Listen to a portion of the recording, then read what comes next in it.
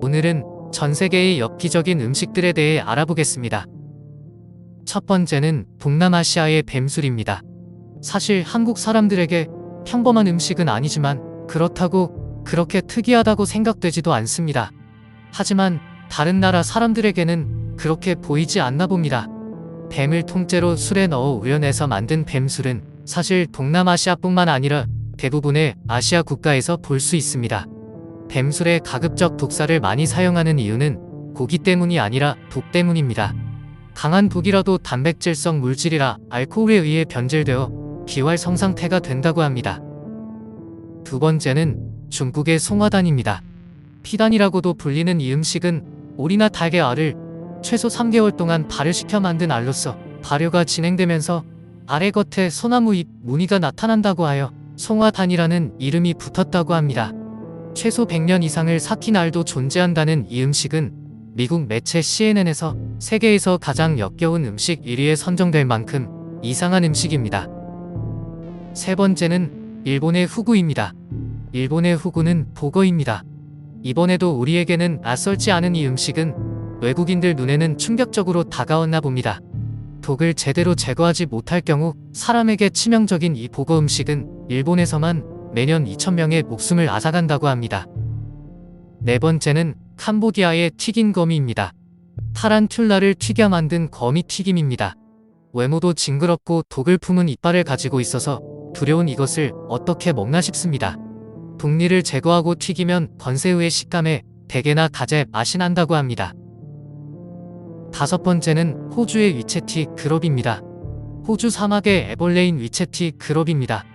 백인들이 가장 맛있는 곤충으로 뽑은 애벌레로 디저트로 제격이라고 하는데 주로 생으로 먹거나 재에 싸서 먹고 맛은 아몬드 맛이 난다고 합니다. 여섯 번째는 일본의 시오카라입니다. 생선 내장을 소금에 절여 발효시킨 일본의 시오카라입니다. 보통은 오징어를 사용하여 만들지만 정어리, 고등어 등 다양한 생선을 이용하기도 합니다. 우리나라의 생선족과 별반 차이 없어 보입니다.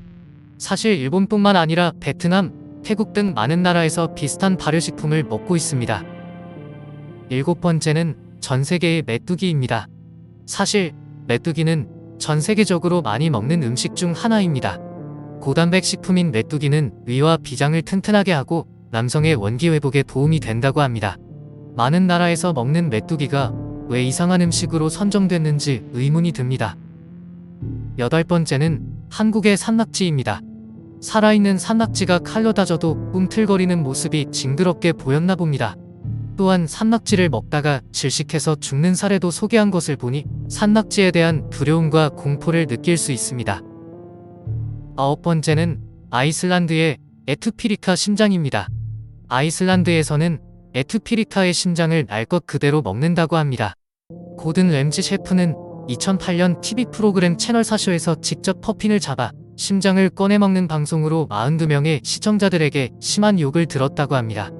생각과는 다르게 에투피리카의 심장은 아이슬란드의 유명한 전통 별미라고 합니다.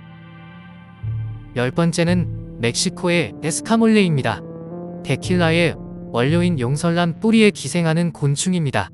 개미 유충이라고도 불리는 에스카몰레는 1년에 한 번 수확할 수 있어 멕시코 사람들 사이에서 곤충계의 캐비어라고 불린다고 합니다. 보통 기름과 마늘을 함께 넣어 볶은 후 향신료인 에파조테를 넣어서 먹습니다.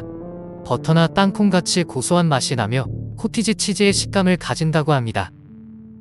11번째는 한국의 번데기입니다. 번데기는 탕, 조림 등 한국에서는 아직도 많이 먹는 식재료 중 하나입니다. 고단백 식품으로 성장 발육에 도움이 되지만 염분 저장된 번데기는 염분 함량이 높기 때문에 주의해서 섭취해야 한다고 합니다.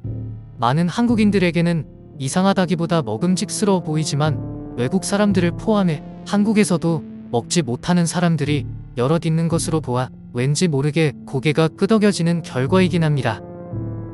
12번째는 중국의 통지단입니다.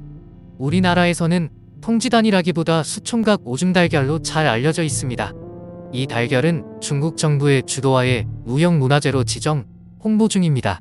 10세 미만의 어린이의 소변에 달걀을 넣어 푹 삶은 다음 껍질을 벗겨내고 다시 오줌에 몇 시간 동안 삶으면 완성된다고 합니다.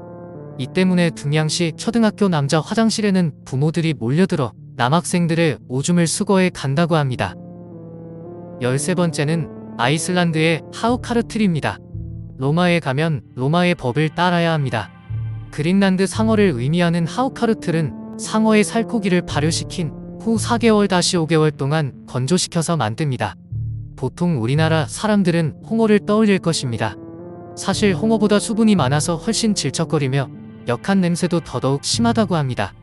하우카르틀 통조림은 그릇에 물을 담아서 물 안에 캔을 담근 후 캔 뚜껑을 딴다고 합니다. 그냥 따버리면 보통 때보다 훨씬 심한 악취와 함께 내용물이 분출되기 때문이라고 합니다. 지금까지 나온 음식 중에는 가장 센 음식인 것 같습니다. 14번째는 중국의 아기 쥐입니다.